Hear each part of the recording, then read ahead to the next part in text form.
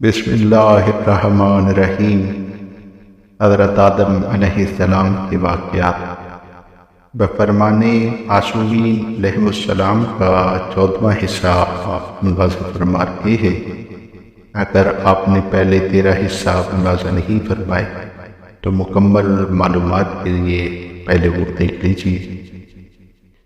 جب حابیل کو قتل کر دیا گیا تو حضرت آدم علیہ السلام بہت مضطرب اور بے چین ہوئے، تو اللہ تعالیٰ نے وحی فرمائی کہ میں تجھ سے ایک نور پیدا کروں گا، اس کو پاکیزہ سلسلوں اور شریف اصلوں میں جاری کرنا چاہتا ہوں، اور اس نور کے ذریعے سے تمام نوروں پر مباحثت کروں گا، اس کو اپنا آخری پیغمبر بناؤں گا اور اس کے لیے بہترین ائمہ اور خلفاء مقرر کروں گا تاکہ ان کی مبارک مدت کے زمانے کو ختم کروں اور زمین کو ان کی دعوت کے ساتھ برقرار رکھوں اور ان کی اطاعت کرنے والوں سے زمین کو روشن کروں۔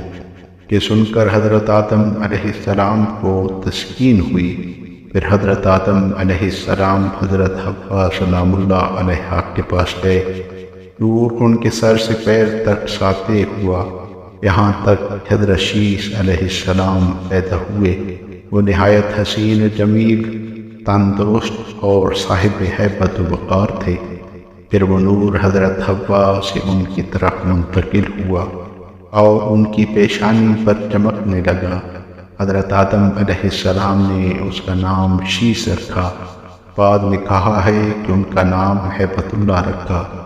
جب وہ سن شباب پر پہنچے اور سمجھدار ہوئے تو حضرت آدم علیہ السلام نے اپنی وصیت آپ پر ظاہر فرمائی۔ ان علوم کی منزلت اور ان کا محل انہیں پہچنوایا جو ان کو سپرد کرنے والے تھے، اور ان کو بتلایا کہ وہ ان کے پاس زمین پر حجت خدا ہے اور اس کے نائب ہیں۔ ان کو چاہیے کہ اللہ تعالیٰ کو اپنے وسیع کی طرف ادا کرے اور ان کی وسیع اسی طرح اپنے اوصیاء کو ادا کرتے رہیں۔ جو پیغمبر آخر الزمان آپ کی ذریت طاہرہ ان کے اوصیاء کے انوار کی طرف منتقل ہونے پر ہوں گے۔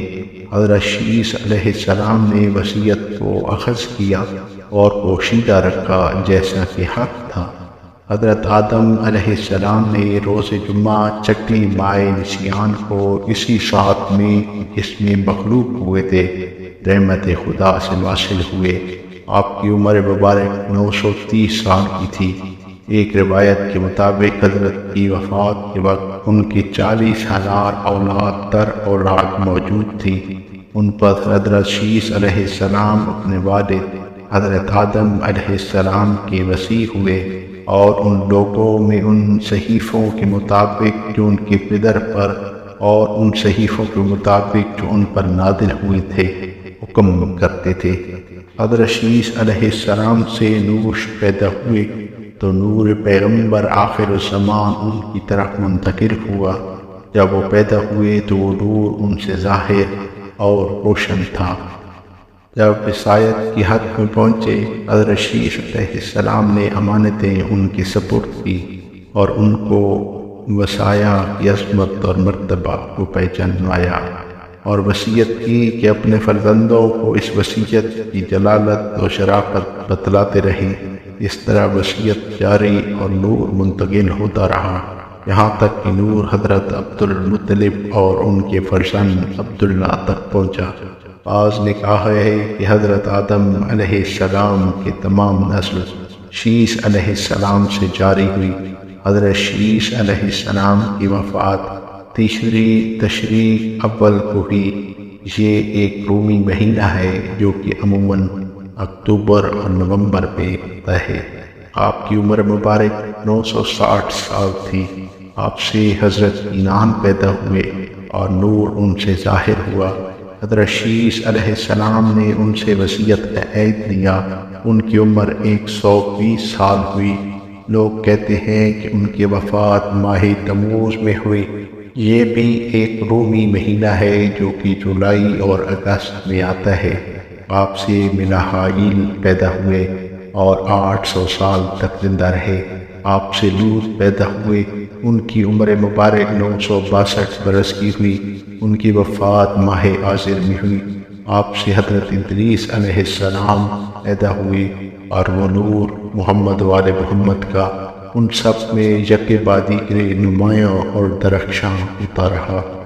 سید ابن طاؤس کا بیان ہے کہ صحف ادریس علیہ السلام میں لکھا ہے کہ 27ویں ماہ رمضان شب جمعہ تیسرے پیر اللہ تعالیٰ نے ایک کتاب سریانی زبان میں 21 ورق کی حضرت آدم علیہ السلام پر نازل کی، اور وہ پہلی کتاب تھی جو اللہ تعالیٰ نے زمین پر بھیجی۔ اس میں تمام زبانیں اور لغتیں مذکور تھیں، مجموعاً 1000 زبانیں تھیں کہ ایک زبان والے دوسری زبان کو بغیر تعلیم نہیں سمجھ سکتے، اور دلائل وجود باری اور واجبات اور اس کے احکام، شریعتیں اور سنتیں اور اس کی حدود تھے۔ محمد باقر علیہ السلام سے منقول ہے کہ اللہ تعالیٰ نے حضرت آدم علیہ السلام کو وحی فرمائی کہ میں تیرے لیے سخن حق اور خیر و نیکی کو 4 کلموں میں جمع کیے دیتا ہوں، جن میں سے ایک کلمہ میرا ہے، ایک تمہارا ہے، ایک کلمہ میرے اور تمہارے درمیان مشترک ہے، اور ایک کلمہ تمہارے اور مخلوق کے درمیان مشترک ہے۔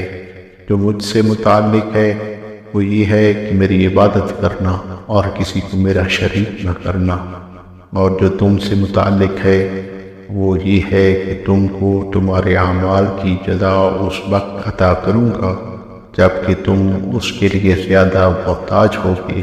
اور جو کلمہ میرے اور تمہارے درمیان مشترک ہے وہ یہ ہے کہ تم پر لازم ہے کہ مجھ سے دعا کرو، قبول کرنا میرے ذمے ہے۔